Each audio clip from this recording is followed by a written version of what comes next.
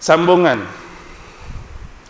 Al-ana wa qad asaita qabl wa kunta minal mufsidin.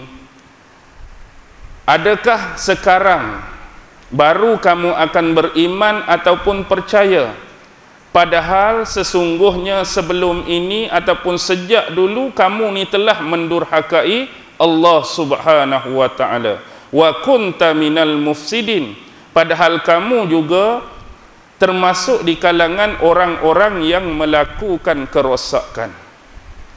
Ini adalah satu jawapan daripada Allah agar kita tidak menjadi seperti Fir'aun ataupun yang seangkatan dengannya, yaitu golongan-golongan yang mendurhakai, mengingkari dan menentang Allah.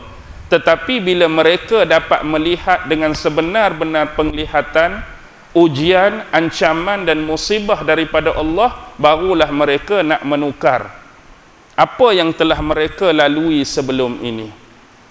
Kalau kita hidup atas dunia ni, kita melakukan kejahatan, kita melakukan kerosakan, kita buat dosa dan maksiat, Allah bagi laluan pada kita, iaitu melakukan taubat, supaya kita kenang, supaya kita fikir, supaya kita muhasabah kembali atas perbuatan-perbuatan kita sebelum ni. Jadi biar kita tu sedar diri, biar kita insaf kembali kepada jalan yang sebenar. Tetapi kebanyakan orang-orang yang dirakamkan oleh Allah dalam Al-Quran, iaitu tokoh-tokoh yang besar, pemimpin-pemimpin yang hebat, antaranya Fir'aun, itulah ungkapan yang diberikan oleh Allah.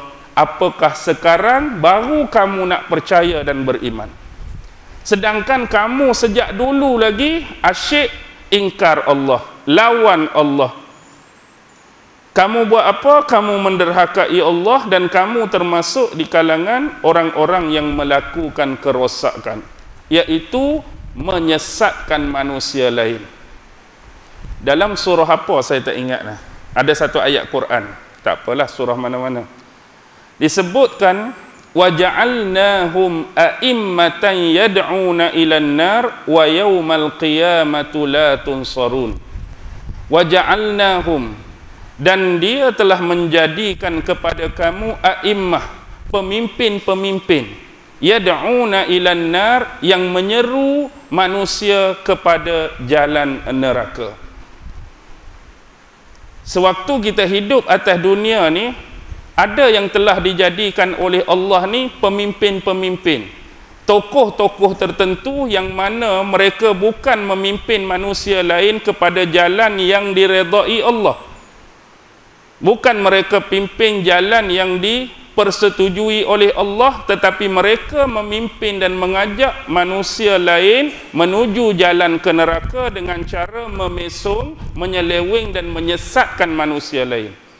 Wa yaumal qiyamati la tunsarun, dan di hari kiamat kelak mereka sesekali tidak akan diberi pertolongan oleh Allah Subhanahu wa taala.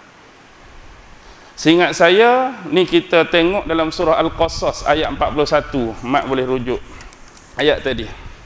Baru teringat ayat dia. Waja'alnahum a'immatan yad'una ilan nar wa yaumal qiyamati la tunsarun. Al-Qasas ayat 41. Baik. Fal yauma nunajjika bi badanika. Maka pada hari ini kami telah menyelamatkan kamu. Maksud menyelamat ni bukan menyelamatkan daripada mati lemah. Menyelamatkan kamu dengan perantaraan apa? Bi badanika, jasad kamu tu. Pada hari ini kami telah menyelamatkan kamu melalui perantaraan badan kamu tu. Jadi keadaan ni sebenarnya telah menjadi, kita kata apa? Maksudnya orang Bani Israel benar-benar pada waktu tu nak mengetahui adakah Fir'aun yang telah ditenggelami oleh Allah dalam Laut Merah tu, dia tu mati ataupun terselamat. Jadi bila satu masa Allah lemparkan balik jasad dia tu di tepian laut, maka ini menunjukkan bahawa Allah telah jaga jasad dia, badan dia tu, untuk dijadikan sebagai pelajaran, sebagai iktibar, Kepada siapa? Litakuna liman khalfaka ayah, kepada orang-orang yang akan datang setelah kamu sebagai suatu pengajaran. Baik, yang ni ada khilaf, iaitu pandangan Ibnu Abbas dengan sebahagian ulama-ulama salaf. Jadi siapa sebenarnya hak nak tahu, kalau boleh nak confirm Fir'aun selamat ke tak selamat? Confirmnya Bani Israel. Kalau belah sana memang tak ada sekut abuk pun, siapa nak tahu, sebab semua masuk dalam laut dah. Jadi nak pastikan kalau Fir'aun tu terselamat, maksudnya bahaya tu tak habis lagi lah. Jadi bila Fir'aun tu benar-benar dah dilemaskan oleh Allah, maka terselamatlah Bani Israel daripada ancaman Fir'aun. Baik, ada 4 pandangan tentang makna bibadanika tu, menyelamatkan badan kamu. Baik, yang pertama pandangan daripada Mujahid, bermaksud badan di sini ialah jasad. Jasad tu, jasad. Manakala yang kedua pandangan Al-Hasan, iaitu mengatakan jasad tanpa ruh. Memanglah dah mati jasad tanpa ruh, biarlah kita sebut apa yang ulama sebut dalam kitab. Yang ketiga pandangan daripada Abdullah ibnu Shaddad, iaitu mengatakan tubuh Fir'aun tu diselamatkan oleh Allah dalam keadaan utuh, yakni tidak ada kecacatan, maksudnya tak tercabut, masa lemah tu tak tercabut tangan, tak terkeluar mata, tak tercabut gigi. Maksudnya dalam keadaan utuh, tanpa kita kata kekurangan, dan juga tanpa kita kata benda-benda tadilah. Maksudnya Allah jaga jasad dia, Allah jaga badan dia, supaya bila dia ni terselamat di tepian pantai, orang boleh kenal dia dan dapat cek yang ni untuk confirm memang ni Fir'aun. Dan yang keempat daripada Abu Sakhar, yang mengatakan badan di sini ialah jasadnya yang diselamatkan oleh Allah dalam keadaan memakai baju besi dia yang terkenal itu. Jadi keempat-empat ni sebenarnya saling menguatkan yang lain. Kalau kita kata jasad, betul dah jasad. Jasad tanpa ruh pun betul. Jasad tanpa ruh yang tubuh dia ni selamat, maksudnya tak ada kecederaan, tak ada putus pun betul. Lepas tu jasad sekali dengan baju besi dia pun betul. Jadi tujuan begitu, kalau kita kata muka ni jadi kembung, muka ni jadi bengkak, orang takut confuse. Ni Fir'aun ke siapa contoh? Jadi bagi dia elok tu, biar orang kenal betul Fir'aun. Baju besi yang dia pakai ni pun memang baju Fir'aun. Jadi nak mengesahkan itulah Fir'aun. Jadi dikatakan Fir'aun ni Fir'aun mana? Sebab Fir'aun ni banyak. Jadi antara yang terkenal lah mengatakan Fir'aun tu adalah merujuk Ramsis yang kedua. Dan Fir'aun ni lah yang telah dibuat uji kaji oleh profesor dari Perancis, ingat saya Maurice Bucaille tu kan. Dia buat kajian sehingga akhirnya dia masuk Islam. Asalnya dia nak melakukan penelitian saja terhadap mumia tu, dipinjamkan daripada Mesir, diterbangkan ke Perancis. Jadi bila dia buat apa, dia pun rujuk ayat Quran. Rupanya Quran cerita dah lama dah benda ni.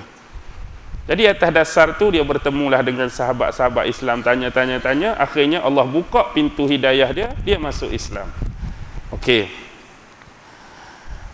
Litakuna liman khalfaka ayah, untuk menjadi iktibar dan pengajaran bagi orang yang setelah kamu. Setelah kamu tu siapa? Kita lah. Hari ini nak jadikan pengajaran dan iktibar, siapa yang ingkar Allah, siapa yang lawan Allah, siapa yang durhaka Allah, itulah balasan dia. Lebih-lebih lagi dia bukan setakat lawan, dia mengaku dia tu siapa? Dia tu Tuhan. Seolah-olah pemerintahan tu berada di bawah kedua tapak kaki aku. Maksud bawah tapak kaki tu dia nak cakap pemerintahan dia ni luas. Pemerintahan dia ni banyak wilayah-wilayah yang ditakluki dan dijajah oleh dia. Tentera-tentera dia ramai, ahli-ahli sihir dia ramai, ahli-ahli nujum dia ramai, seolah-olah dia segala-galanya. Tapi akhirnya itulah kesudahan bagi seorang manusia yang digelar oleh Allah sebagai Fir'aun di dalam Al-Quran. Begitulah pengakhiran yang cukup mengerikan, yang kita panggil sadis lah kan. Wa inna katsiran minan nasi an ayatina laghafilun.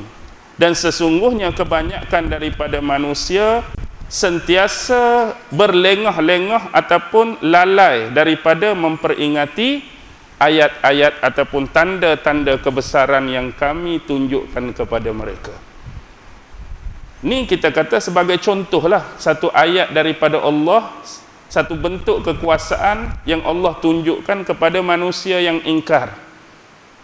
Ingkar pun tetap ingkar. Kalau kita kata, aku ingkar pun taklah sampai tahap Fir'aun kan. Kita kata contoh, macam Fir'aun mengaku Tuhan, aku tak pernah mengaku Tuhan, tak suruh orang sembah kita. Jadi walaupun begitu, ingkar tu sendiri, ingkar tetap ingkar. Sebesar mana keingkaran dan sekecil keingkaran, jauhilah bentuk-bentuk pengingkaran terhadap Allah. Dan ada satu kes yang terkait dengan benda ni bila Rasulullah berhijrah ke Madinah. Satu ketika dulu Rasulullah berhijrah ke Madinah, Rasulullah lihat orang-orang Yahudi di Madinah ni berpuasa pada hari Ashura. Orang Yahudi berpuasa pada hari Ashura. Lalu Rasulullah tanya, apakah yang menyebabkan kamu berpuasa pada hari ini? Ada suatu peristiwa yang penting ke bagi kamu yang menyebabkan kamu berpuasa? Lalu mereka menjawab, faqalu haza yaumun zahara fihi Musa ala Fir'aun. Sebenarnya ini adalah hari di mana Allah telah memberi kemenangan kepada Nabi Musa terhadap Fir'aun. Hari Allah menyelamatkan Nabi Musa tu berbetulan jatuh pada hari Ashura. Lalu Rasulullah sebut apa? Faqala Rasulullah sallallahu alaihi wasallam li ashabih. Nabi pun sebut kepada sahabat-sahabat dia, antum ahaqqu bi Musa minhum fasumuhu. Kamu semua sahabat-sahabatku ni lebih berhak Nabi Musa itu melebihi daripada mereka, maka berpuasalah kamu. Berbetulan Yahudi pun puasa. Yahudi puasa tu sebab apa? Sebab hari diselamatkan Bani Israel daripada Fir'aun, diselamatkan Musa daripada Fir'aun. Kita sebab hari Ashura. Dah berbetulan, nak buat lagu mana? Tak boleh nak buat apa. Jadi kita sambut atas dasar kepercayaan kita, dia sambut atas dasar kepercayaan dia. Baik, tu antara sedikit sebanyak hadis-hadis yang berkaitan dengan pentafsiran 3 ayat yang kita bacakan pada malam ini.